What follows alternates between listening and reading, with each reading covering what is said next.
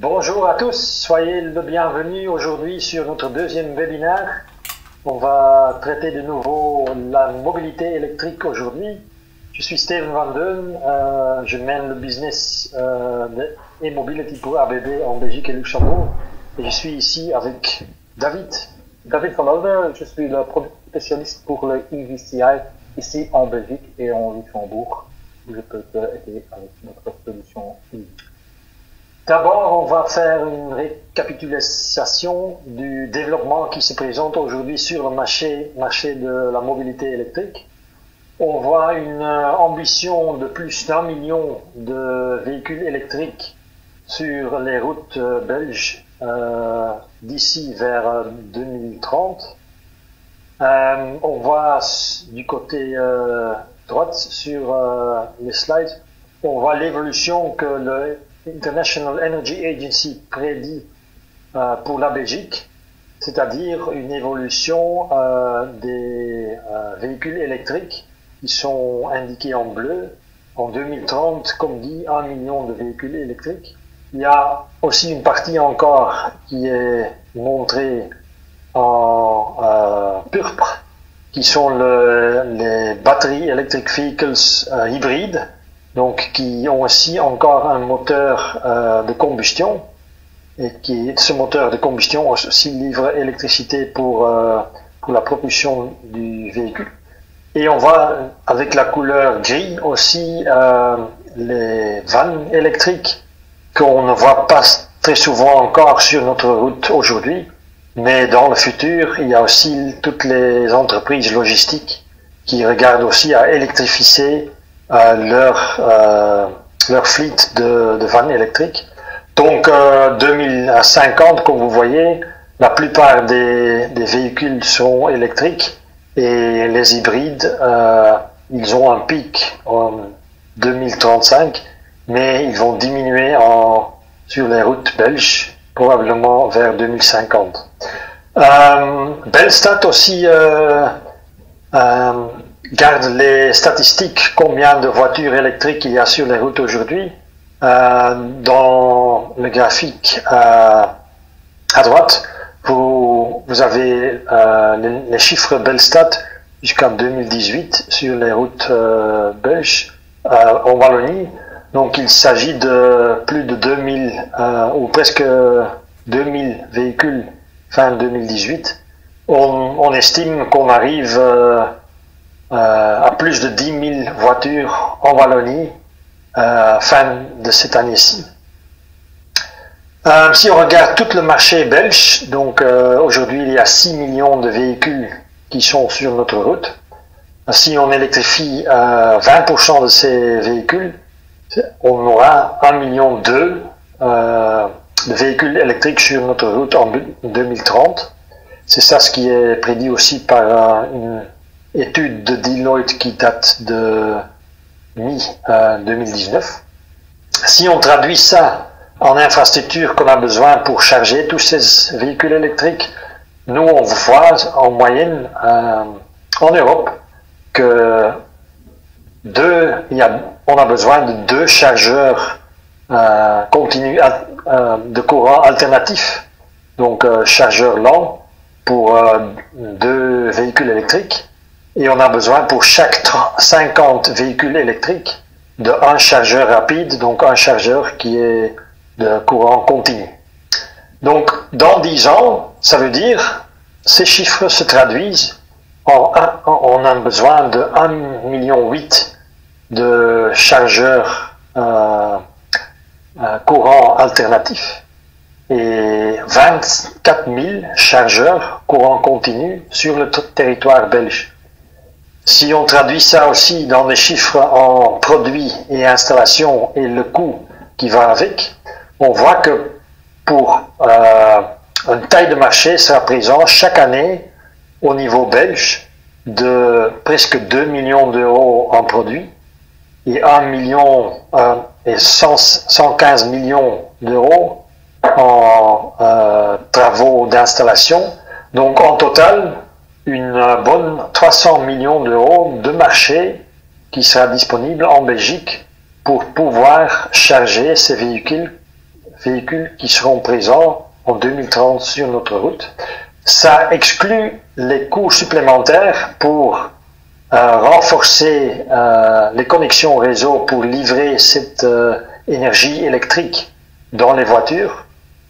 Avec ces renforcements, il y a aussi des câbles, des transformateurs, aussi des protections électriques qui seront nécessaires pour toutes ces connexions. Certains sites seront aussi équipés d'un stockage d'électricité parce qu'ils n'auront pas accès vite à une connexion de puissance assez élevée pour pouvoir gérer tous ces chargeurs électriques des voitures. Il y a aussi la gestion intelligente qui s'annonce parce que si on a un certain nombre de chargeurs électriques dans un certain emplacement, ces chargeurs seront aussi dirigés d'une façon intelligente, tandis qu'on n'a pas besoin de la somme de toutes les puissances individuelles de ces chargeurs, mais les voitures seront chargées d'une façon intelligente. On va aussi en revenir avec un exemple plus tard. Ça exclut aussi tous les services d'entretien, surtout les chargeurs de haute puissance auront besoin aussi d'un service annuel pour maintenir leur fonctionnalité et leur fonction. On arrive avec une première question qu'on vous lance, c'est-à-dire à quelle fréquence est-ce que vous pensez qu'un Belge moyen doit-il charger son véhicule électrique? Ça veut dire un véhicule électrique à 100%, donc un véhicule électrique avec une batterie électrique. Est-ce que vous pensez que c'est tous les jours? Réponse A. Réponse B, une fois par semaine. C, une fois chaque 2 semaines en moyenne. Ou D, une fois par mois. On lance cette poll maintenant.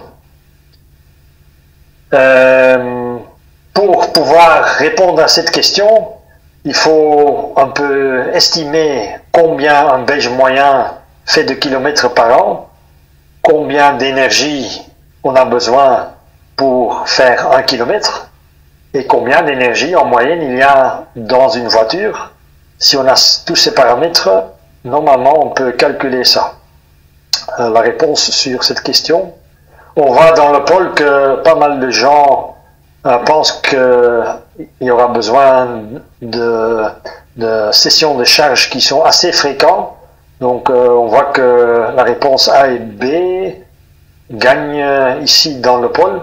Si on regarde comment résoudre cette question, un Belge moyen, il parcourt, selon des études, 12 000 km par an. La consommation d'une voiture électrique pour faire des kilomètres, c'est à peu près 6 km par kilowattheure. Donc chaque kilowattheure qui est disponible dans la batterie, on peut faire en moyenne 6 km. Il y a des voitures qui sont plus efficaces, qui peuvent faire plus. Il y a des voitures, surtout les SUV, qui font moins de kilomètres par kilowattheure, mais en moyenne c'est 6. Et une batterie d'une voiture moyenne aujourd'hui contient facilement 60 kWh. Donc si on calcule le besoin énergétique des 12 000 km que notre Belge moyen fait, alors il a besoin de 2000 kWh par an pour parcourir son territoire de 12 000 km. Si on traduit ça aussi vers le contenu de la batterie, 2000 kWh dans une batterie de 60 kWh, ça veut dire que si on charge de 0 à 100% à chaque session de charge, on a besoin de 32 sessions de charge complètes par an pour charger ces 12 000 km. C'est-à-dire, on ne fait pas des charges de 0 à 100% tout le temps. Donc, une fois par semaine, c'est une bonne moyenne pour besoin de charger sa voiture électrique, en théorie. Mais en pratique, ce qu'on estime, ce qui va se faire, c'est, comme on est maintenant habitué à charger nos smartphones ou nos mobiles, chaque fois qu'on a l'opportunité de charger, on dit charger. Oui, Et comment on va faire ça? Comment on va agir sur cette demande d'énergie et comment on va régler ça?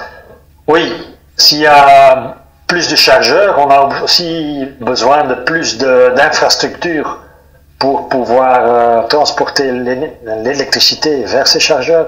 Si on a un chargeur de 22 kW, on a besoin d'une connexion triphasée de 3 fois 32 ampères. Et si on regarde le coût de transport ou le coût de tarif réseau pour cette connexion, on arrive facilement à 2100 € par an. Ça, c'est un calcul qui est mis à disposition par Fluvius en Flandre, mais les coûts de réseau en Wallonie sont de même ordre de grandeur que celle-ci.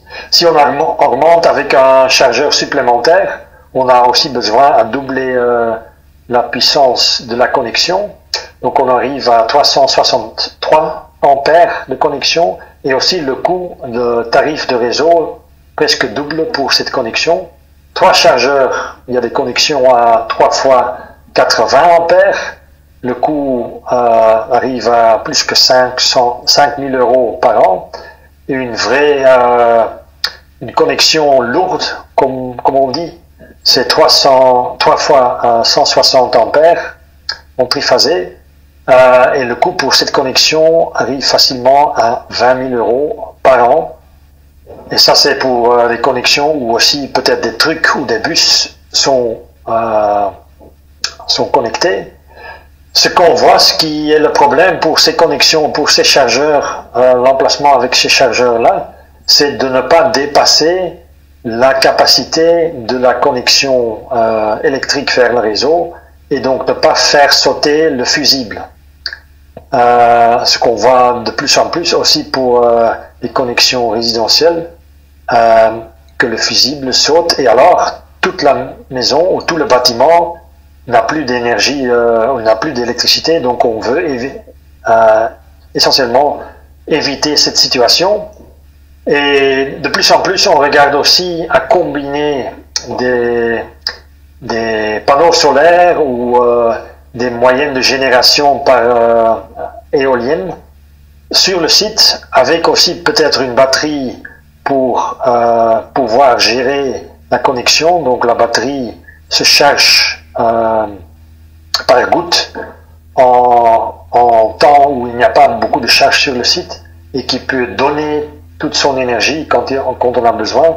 Donc c'est lisser les pics de consommation.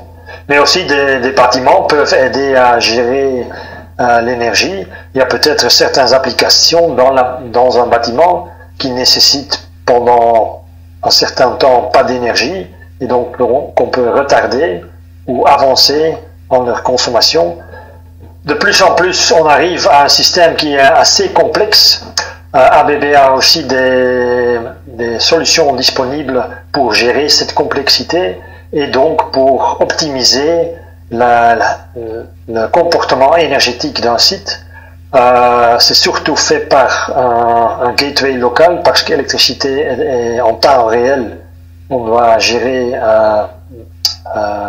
la consommation d'électricité, mais ces gateways, de plus en plus, ils reçoivent leurs paramètres d'un système cloud, où là, dans ce système, il y a aussi l'optimisation qui tient compte de la météo, la planification de la consommation, des horaires de conduite, par exemple des trucks ou des autobus, aussi les marchés d'énergie, donc certains créneaux, donc certains horaires d'énergie et bon marché, dans d'autres horaires de pic, l'énergie coûte beaucoup, donc là, le software peut aussi optimiser pour un coût minimal.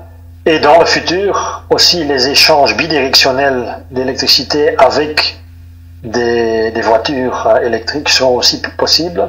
Donc ça veut dire que les voitures électriques ne vont plus seulement recevoir de l'énergie du réseau, mais pourront aussi donner de l'énergie pour la consommation dans leur environnement Et donc, il y a un flux bidirectionnel qui sera possible à travers les chargeurs avec les véhicules électriques pour optimiser notre consommation d'énergie et d'électricité.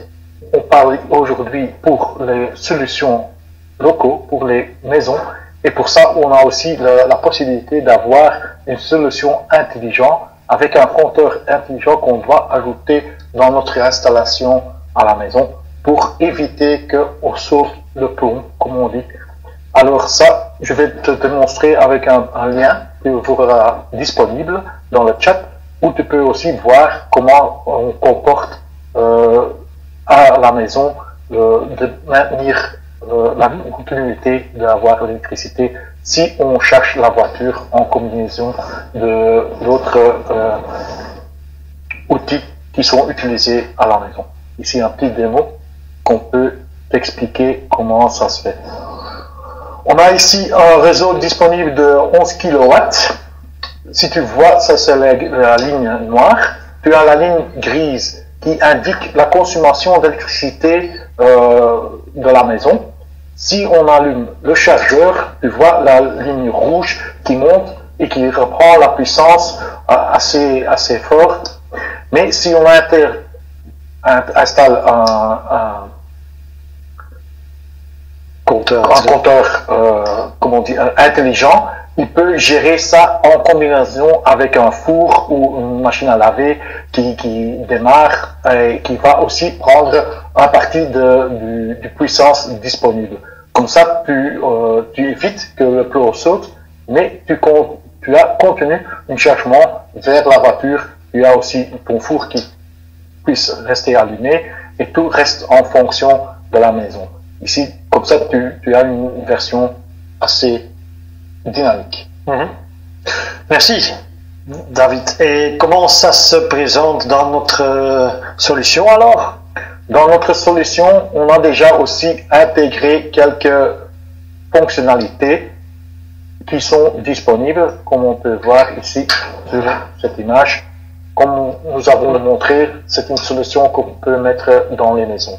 Et pour ça, on a aussi la solution qui sont intégrées dans notre nouveau AC Wallbox qui est disponible avec quelques fonctionnalités, comme tu vois ici, comme la sécurité qui est introduite dans le Wallbox. On a aussi la connectivité avec un réseau mobile que tu peux avoir. Tu auras aussi la possibilité d'avoir une connexion Wi-Fi ou la connexion Ethernet avec un câble LAN. Aussi la connexion Bluetooth pour communiquer avec ton smart device comme ton smartphone, et aussi le compteur intelligent qui est déjà aussi intégré pour sécurité, pour pas avoir trop d'usage dans le Wallbox. Avec ça, ça veut dire aussi que on peut gérer dans le futur les différentes configurations. On peut faire des updates du logiciel si c'est nécessaire. On peut faire des adaptations à distance, locaux, avec ton smartphone en direct avec Bluetooth, et aussi dans des environnements cloud, qu'on peut avoir un web-based solution. C'est aussi vraiment très pratique pour le futur, pour les utilisateurs des grosses solutions avec plusieurs chargeurs, et ils sont tous connectés avec des plateformes ouvertes et standardisées. Ça veut dire que tout le monde, aussi les third-party utilisateurs, peuvent intégrer leur back-end pour l'utilisation de notre Wallbox. Alors, ça veut dire aussi qu'il est future-proof pour la future, qu'ils savent adapter et faire un customization, adapter leurs besoins à notre Wallbox. Comme on a dit, on a 6 possibilités d'avoir la gestion. Il y a des solutions assez simples, des statiques, avec votre smartphone en direct avec le Wallbox à la maison. Ça, c'est pour la grosse partie des utilisateurs qu'on a cette option. C'est aussi possible avec le cloud, de distance. Tu peux le faire à distance, faire les configurations nécessaires sur ton Wallbox. On a aussi une version hybride. Ça, c'est pour plusieurs chargeurs qu'on peut gérer à distance et configurer au besoin. Une solution dynamique avec un compteur intelligent qu'on peut faire à la maison, comme ça, d'éviter de se faire sauter le plomb visible. On peut le faire dynamique, comme ça, il va voir qu'est-ce que j'ai disponible comme charge pour charger la voiture et aussi de laisser fonctionner le reste de la maison. Les deux derniers sont aussi en développement. Ils seront disponibles fin de l'année, début 21, et ils seront faits pour les grosses sociétés pour gérer à distance les multiple AC wallboxes à partir par le cloud, avec le compteur intelligent, mais aussi avec la solution pour gérer les puissances locaux avec des autres options. Ok, très intéressant toutes ces possibilités. Est-ce qu'on peut concrétiser ça avec un exemple ou... Oui, tout à fait. On a fait une petite démonstration où on gère des différents chargeurs. On va lancer le démo et on va un peu expliquer comment ça va. On a 3 catégories de chargeurs. On a le VIP, le High et le Medium. Ça veut dire tu peux classifier les wallbox avec des différentes possibilités. Le VIP, il aura toujours directement la puissance disponible. Mais la High, c'est la deuxième catégorie et le Medium, c'est la catégorie le plus bas. C'est pourquoi on a une capacité de, ici dans l'exemple, 80 kW, 80 ampères. Alors il faut le diviser entre les différents utilisateurs pour avoir la possibilité de faire le load management, comme on dit. Alors, s'il y a maintenant les 3 seront en train de charger, maintenant tu vois qu'un VIP se met à la deuxième place, comme ça il commence à charger et tu vois que le medium ça est moins ça diminue et ça continue pour diviser la charge totale entre les différents utilisateurs. Il va y avoir un mix d'utilisateurs et de charge dépendant du chargeur qu'ils utilisent et qu'ils ont dans leur voiture aussi.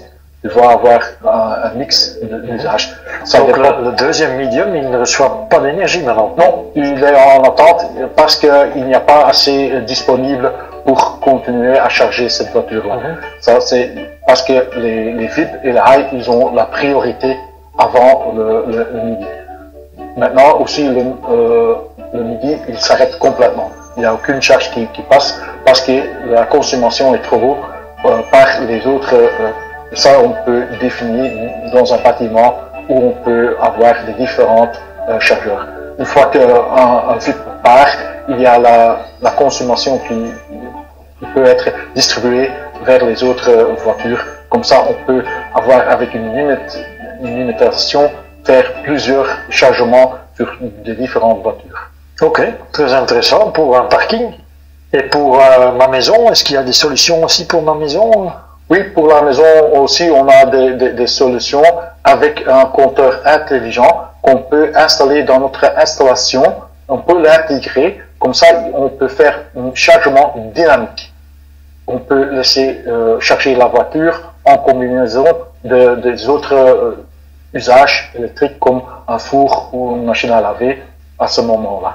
On a notre compteur intelligent d'ABB et on peut aussi mettre en place les concurrents. Les compteurs intelligents des computers peuvent être intégrés sur notre AC Wallbox, mais il doit avoir les mêmes caractéristiques à ce niveau-là du Modbus RTU pour avoir la communication.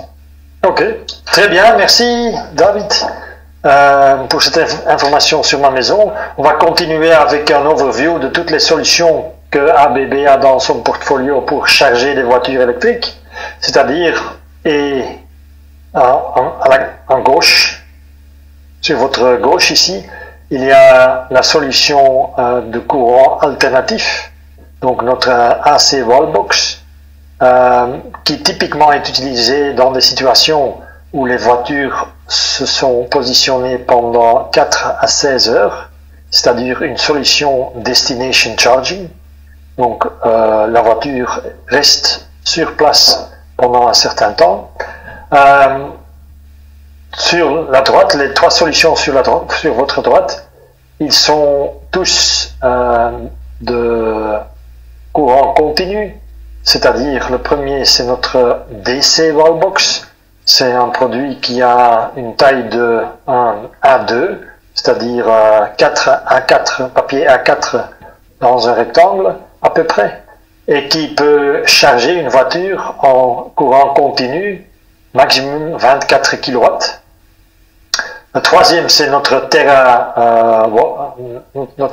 solution Terra 54, qui peut charger les voitures de 50 kW jusqu'à 180 kW.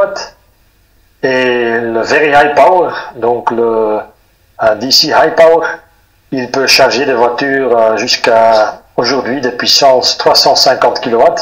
Et ça augmente encore, augmenter encore dans le futur. Pour le moment 200 à 350 kW, où on a besoin de câbles spéciaux qui sont aussi refroidis par de l'eau, parce qu'ils deviennent trop lourds à manipuler si on ne fait pas du cooling dans le câble par un liquide. Donc ça c'est notre portfolio. Si on regarde alors pour ces solutions, comment est-ce que ça comporte pour charger des voitures? AC, donc courant alternatif niveau A, ça veut dire votre prise dans votre bâtiment standard. C'est pas très secure de le faire comme ça, parce que votre réseau électrique dans votre maison n'est pas fait pour charger en full continu 3 kW pour charger une voiture.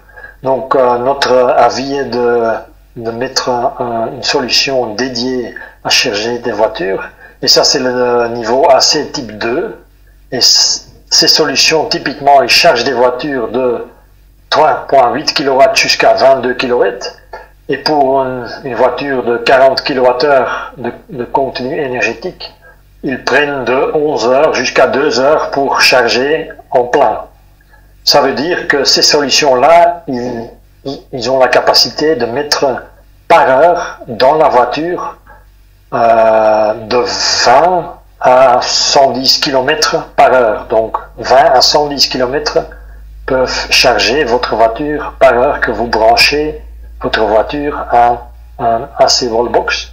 Les chargeurs rapides à courant continu, ils vont plus loin, donc de 50 à ici 150 kW par exemple, qui chargent une voiture avec un contenu de 40 kW en moins d'une heure jusqu'à même 20 minutes.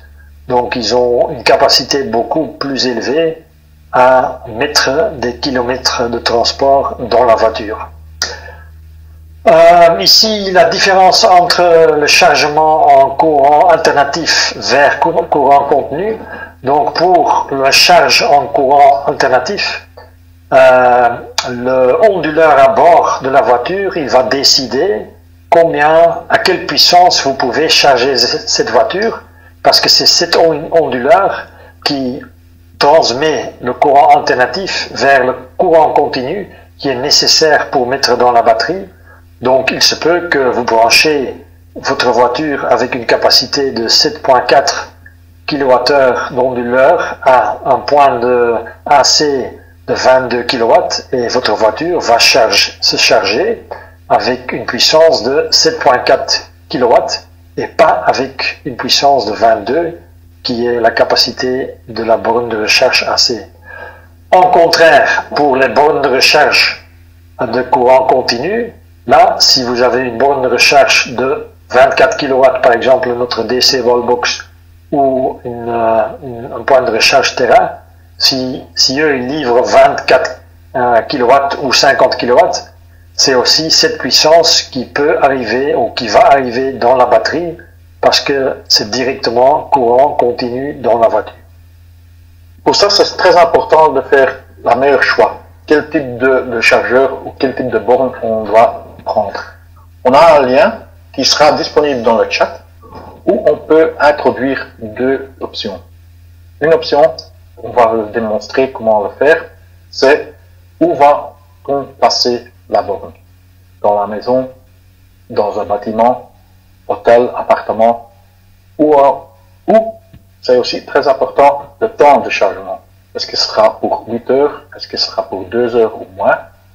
Ici, on va une fois démontrer comment on va le faire avec le lien. Alors, si tu te trouves sur le lien, tu peux faire le choix où tu veux installer ton chargeur. Ici, on prend une maison et on prend la disponibilité de 8 heures. Comme ça, il te montre les différentes options qui sont disponibles. Et aussi, ici, on a le Terra AC Wallbox, c'est le courant alternatif qui est disponible. Si tu tapes là-dessus, sur le lien, tu es dirigé directement vers le lien du Terra AC Wallbox, où tu peux trouver plus d'infos sur la gamme, sur les spécifications et les produits disponibles. Aussi les documents techniques que tu peux avoir sur ce lien. Avec ça, tu peux faire déjà un premier choix. Très bien. Merci David pour ça. Est-ce que tu peux aussi nous raconter un peu plus quelles sont les spécifications de nos produits AC Wallbox? Oui. Dans le portfolio pour l'Europe, pour ici, on a deux versions disponibles. C'est le monophasé et le triphasé. Mais on peut aussi brancher un triphasé dans une situation monophasée. Si dans le futur tu veux changer en triphasé, tu ne dois pas changer le chargeur, la borne, tu peux simplement l'adapter. On a ça disponible entre 3,4 et 22 kW avec câble ou sans, avec une prise, mais aussi avec une prise qui est protégée, où on protège les pins des phases comme les connexions à la maison pour que les enfants ne peuvent pas mettre quelque chose dans les pins de phase. C'est une sécurité ajoutée qu'on peut prendre avec notre Terra AC Wallbox. On a aussi l'option pour avoir avec un display et un MIDI.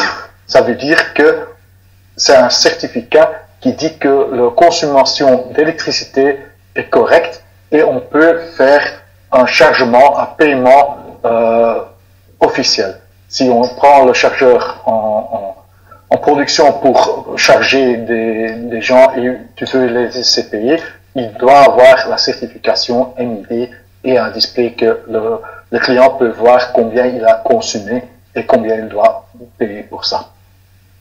Le poids, ça varie entre 3 et 6,5 kg dépendant de la version. On a aussi quelques options comme un réseau 4G qu'on peut avoir avec, ou on peut avoir le RFID. Standard, on a le Wi-Fi et le Bluetooth et la connexion LAN disponible.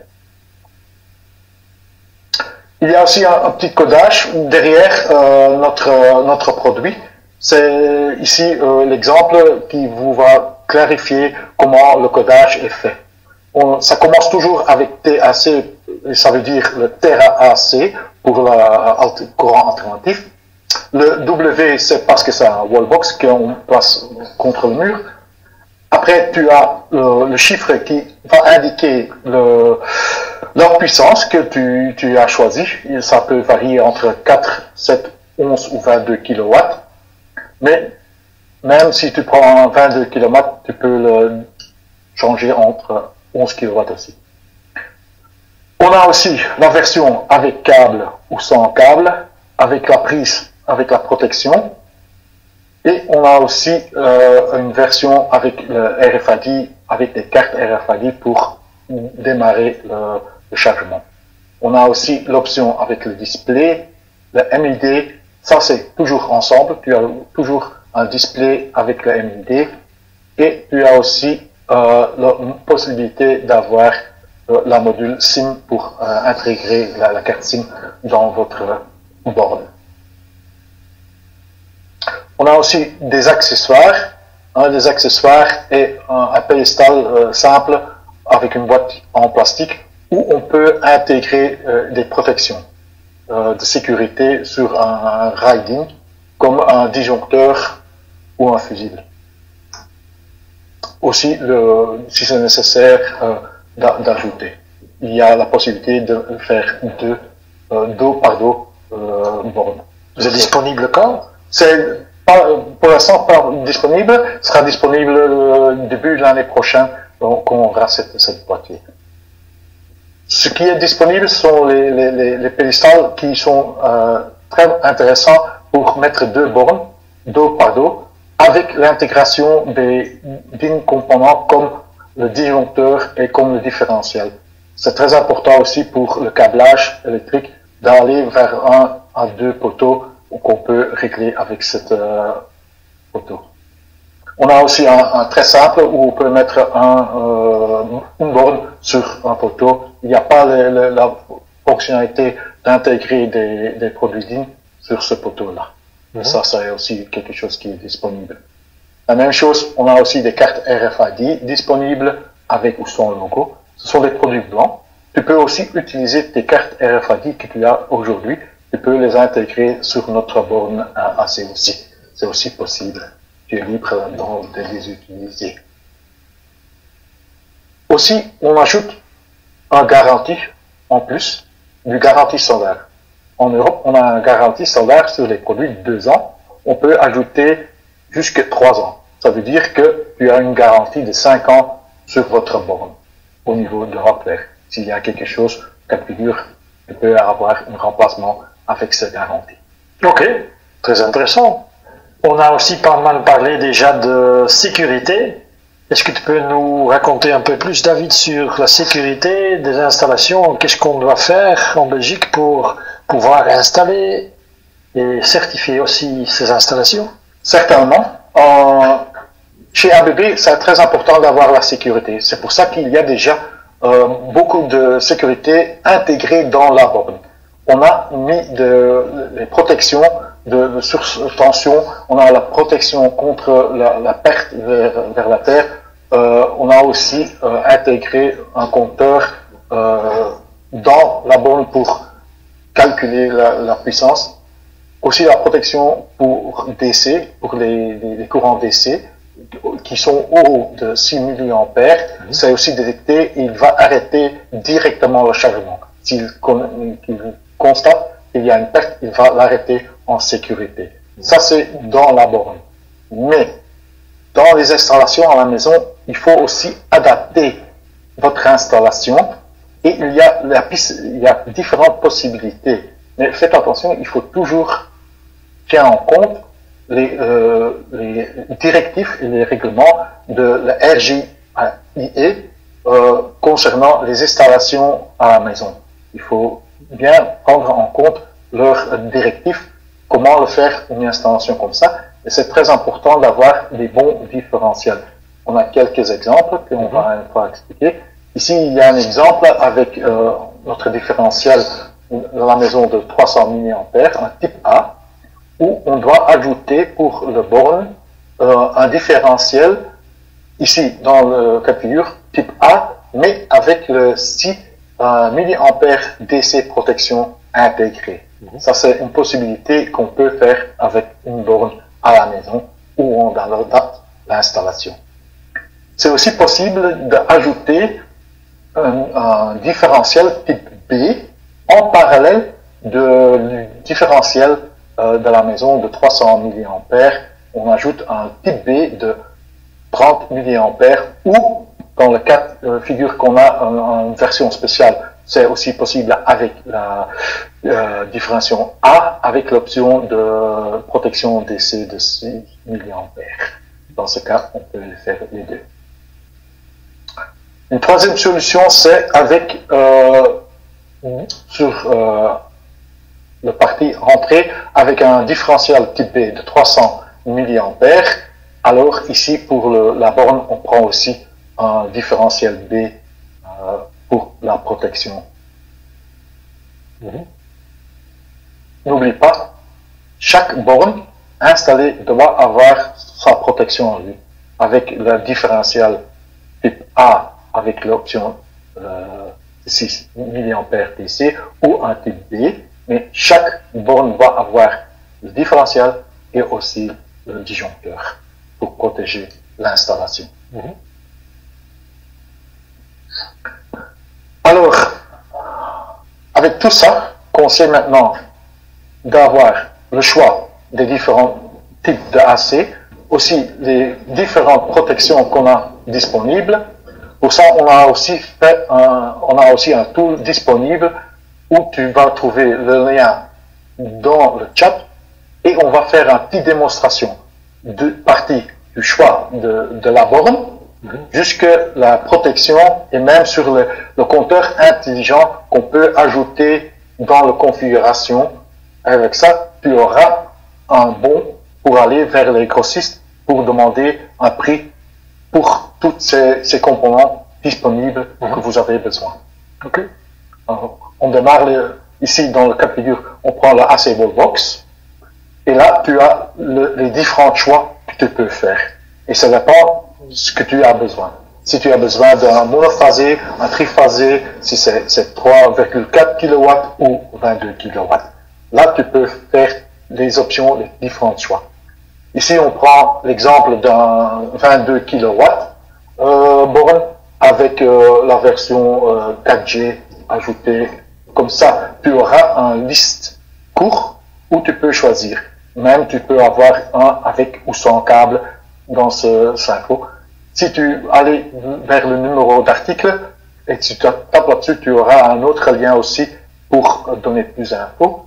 Mais si on va dans l'autre option, on peut ajouter des options. Dans notre exemple, on ajoute un câble et on ajoute un pédestal pour monter la AC Wallbox. On peut tous ajouter dans le panier. Une fois que c'est dans le panier, on laisse, ils sont disponibles et on peut continuer à faire la configuration au niveau du protection du component DIN.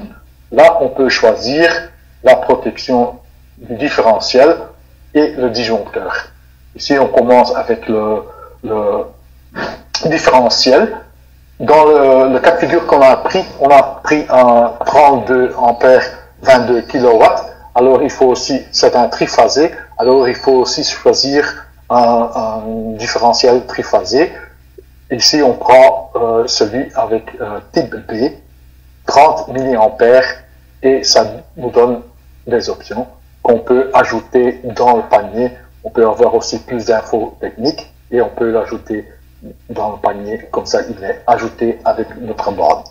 Après ça, on peut aller vers le disjoncteur et faire là le même choix pour avoir la protection du disjoncteur aussi 4 phases, protection aussi pour 32 ampères et là on peut l'ajouter aussi dans la panier. Si on a besoin d'un compteur intelligent, on peut le faire aussi. Dans le même configurateur, on peut ajouter le compteur intelligent. Si on veut avoir le overview, tous les détails qu'on a mis dans le panier, on peut le voir. Et là, on peut faire un check si on a tout ce qu'on a besoin. Et on peut aussi faire un extrait vers un PDF ou un fichier Excel qu'on peut télécharger et qu'on peut utiliser pour envoyer ça vers les grossistes pour donner un prix ou les infos additionnelles sur ce produit-là. On ne donne pas les prix dedans, c'est aux grossistes de donner un prix pour ces produits-là. Donc c'est la liste matérielle. C'est vraiment la liste matérielle. Et il n'y a pas de confusion, ce sont les numéros corrects, c'est les infos correctes, comme ça il n'y a pas de doute. Qu'est-ce qu'il a besoin ou pas. Comme ça, tu dis directement, c'est ça que j'ai besoin et c'est ça que je peux installer chez mon client. Ok, très bien, merci. On a configuré notre AC Wallbox. Maintenant, en Belgique, il existe aussi des réseaux de types différents. Ça peut aussi poser problème ou comment nous on voit ça, comment connecter notre AC Wallbox pour ces réseaux? Est-ce que tu peux nous... Oui, ça c'est aussi un point très intéressant et très particulier. Ici en Belgique, on a trois types de réseaux. On a les réseaux TT, on a les réseaux T1. En monophase et triphasé. Ce sont les réseaux communs, c'est très facile à brancher et à connecter, il n'y a pas de souci. Mais ici en Belgique, on a aussi un réseau IT. Et ça pose un peu plus de problèmes et c'est un peu plus spécifique. Pour l'instant, nous sommes en train de faire des tests et les tests font très bien pour la solution IT. C'est très important pour la région bruxelloise où on a des réseaux IT et où on peut utiliser notre borne de recherche. IT, c'est sans neutre. Ça veut dire sans neutre. Et ça, c'est très important d'avoir cette option en monophasé et en triphasé. On peut le brancher sur le réseau IT. Ce sera disponible en février. Maintenant, c'est disponible en pilote. On fait des tests pour être sûr que ça fonctionne bien et ça se comporte comme il faut. Il est très important parce que pour certaines voitures, c'est aussi important d'avoir un neutre. Ça veut dire que il faut créer un neutre. Alors, dans le cas de figure qu'on a un réseau IT et qu'on utilise une borne de ABB ou une borne de quelqu'un concurrent, il faut avoir pour certaines voitures un neutre, comme le Renault Zoé, qui a besoin d'un vrai neutre, et le Smart de Mercedes, il a aussi besoin d'un neutre. Alors là, il faut ajouter un transfo qui va créer le neutre. Mais ça veut dire qu'il y a un coût additionnel pour avoir le transfo, le monophasé ou le triphasé, mais aussi au niveau de la protection, il faut ajouter encore un deuxième disjoncteur et un deuxième différentiel derrière les transfos. Pour avoir la même sécurité. Et pour cette configuration, on aura aussi les informations disponibles dans le chat. Oui, dans le chat, on ajoute les liens qui vont te diriger directement sur la page web avec les fournisseurs des transformateurs. Mais ça n'a rien à voir au niveau du borne, mais vraiment au niveau de la voiture. C'est très important d'avoir cette info quand tu vas choisir une voiture. Quelles sont les spécificités de la voiture pour ça? Ok. Donc on a eu pas mal d'informations sur tous les produits et le hardware. Sans doute il y a aussi des solutions soft, donc software, qui sont disponibles pour nos installateurs, nos utilisateurs. Comment ça marche? Oui, c'est vrai. On a des différentes solutions logicielles disponibles. Alors, on parle ici pour les utilisateurs, le Charger Sync App et le Web Portal Essential. L'application, c'est sur ton smart device, sur ton smartphone, que tu peux installer pour communiquer en direct à la maison vers la borne.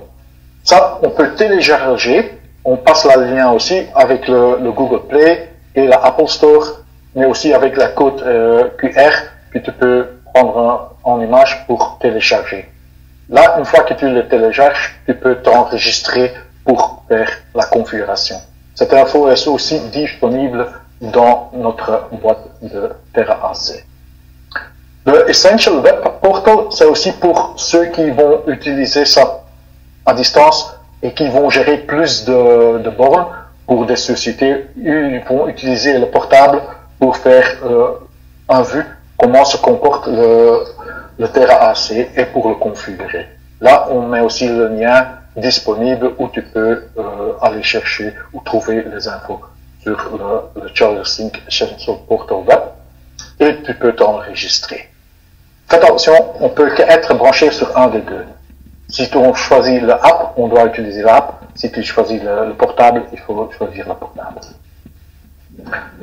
Pour les installations et pour les installateurs, c'est très important aussi de faire des configurations quand ils mettent la mise en service du borne. Là, on a le TerraConfig app qui sera disponible pour les installateurs. Et aussi un portable qui sera aussi disponible pour faire les configurations pour les grandes CPO, pour ceux qui vont gérer les bornes de distance pour des sociétés. Pour ça, tu dois t'enregistrer avec les grossistes pour te donner un lien, un mot de passe pour avoir accès. Tu sais le télécharger aussi par les channels communicés comme l'Apple Store et le Google Play Store ou par le QR-code qui est disponible. Mais il faut avoir la registration et le lien pour te registrer là-dedans. La même chose pour le Portal App. Là, tu dois être enregistré pour faire la configuration. En base, il est gratuit, mais il y a aussi la payante version qui est plus élevée où tu sais faire plus de configuration intelligemment, configurer les bornes. Ok. En pratique? En pratique, on peut aussi avoir un démo de l'installation. On va faire ça en vidéo. On a fait des vidéos pour installer la borne AC. Dans le futur, il y aura aussi des autres vidéos qui seront disponibles via YouTube. Comme ça, c'est disponible pour tout le monde pour faire l'installation de la borne, mais aussi pour des configurations dans le futur, ils vont être disponibles via YouTube. Ok. Et on va passer aussi le lien dans le chat et on peut te démontrer ici le vidéo. Regardons.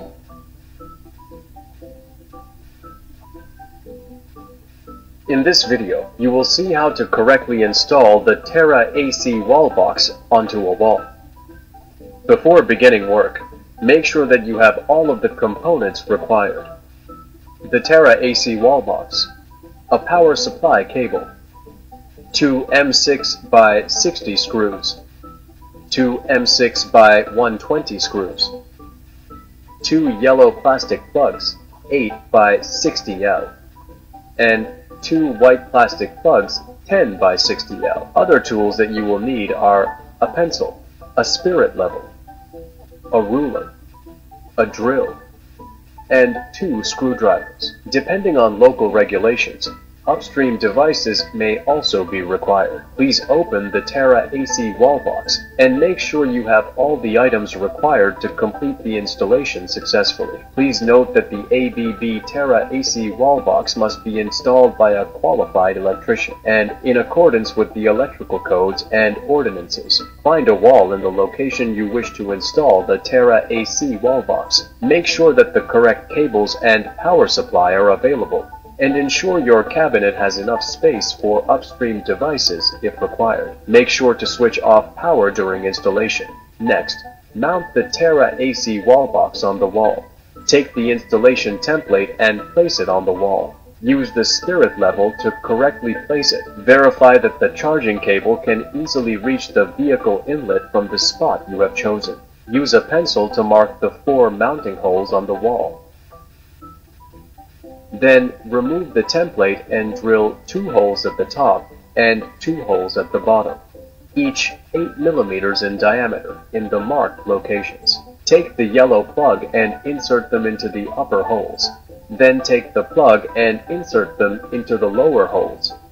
Screw the M6 by 60 screws into the upper holes. When inserting the screw, leave it 10 millimeters out of the wall. You should use a ruler to ensure you have left the correct distance. Open the wall box. Unscrew the 2 screws at the bottom of the wall box. Make sure to keep the screws for later. You should now be able to open and remove the cover. Take the Terra AC wall box and, using the notches on the back of the box, hang it on the protruding screws on the wall. Use a level to ensure it is not crooked. Screw the M6 by 120 screws into the bottom mounting holes of the wall box. You should be able to see the maintenance door. This needs to be removed, which can be done by unscrewing the 6 screws securing it. Make sure to keep them for later. This should then reveal the power supply inlet at the bottom left of the opening. Insert the cable through the inlet hole. Make sure to always follow the local electrical codes and regulations. To connect the AC input cable, first loosen the screws of the terminal block. Then, insert the power supply wires into the terminal block. Tighten the screws with a torque force of 1.2 Newton meter. The following wires then need to be connected: earthing wire, neutral wire, L1 phase A. To complete 3-phase installation, connect also L2 phase B, L3 phase C. Place the strain relief for the AC input cable, with the maintenance door removed. This is also the best time to attach an Ethernet cable or SIM card. The Terra AC wall box can be connected to the internet. either by Ethernet connection or via a 3G, 4G nano SIM card. To connect it via Ethernet cable, find the Ethernet RJ45 socket. Put the Ethernet cable through the cable inlet hole. Put the RJ45 plug of the Ethernet cable in the Ethernet RJ45 socket. To connect via SIM card, insert the nano SIM card into the socket, making sure that the gold pads of the nano SIM card are at the bottom. Using the screws that you have removed from the box, reinstall the maintenance door and put the cover back on. Double check that everything is secured in place. Then, turn on the power supply to the Terra AC wall box. Once the AC power is supplied, the wall box will automatically turn on.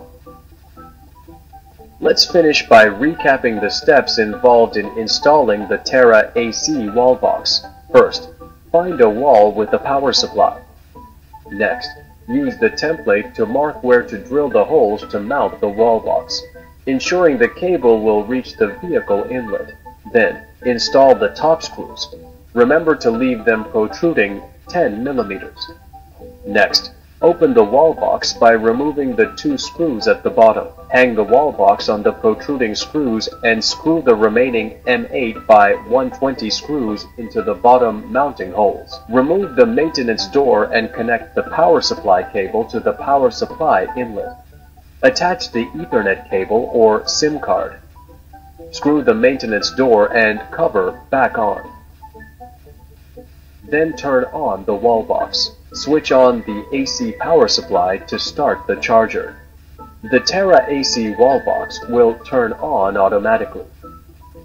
The status is confirmed by an on-off LED indicator.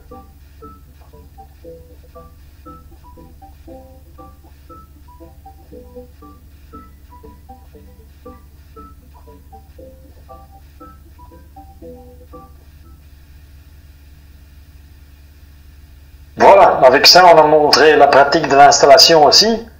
On est arrivé à la fin de ce webinaire. Pour vous, nos participants, c'est très important de déjà commencer à se préparer en s'informant ou en étudiant les solutions pour pouvoir satisfaire vos clients dans le futur aussi. Donc on vous invite de regarder nos solutions. Merci pour votre attention entre-temps. Si vous avez besoin de plus d'informations, n'hésitez pas à nous contacter. David et moi, on est disponible avec notre équipe aussi pour vous fournir les informations nécessaires. Aussi, votre grossiste peut aider à vous informer sur les solutions qui sont disponibles. Les références qu'on a incluses dans ce slide set sont aussi fournies par le chat ici. On a aussi un autre webinaire, notre prochain webinaire, le 3e, qui va s'agir de notre catalogue nouveau et qui se présente le 12 janvier 2021. Entre-temps, on a, pour clôturer, on a une petite enquête de satisfaction qui sera lancée maintenant. Je vous remercie d'ABB et bonne fin d'année et bonne fête.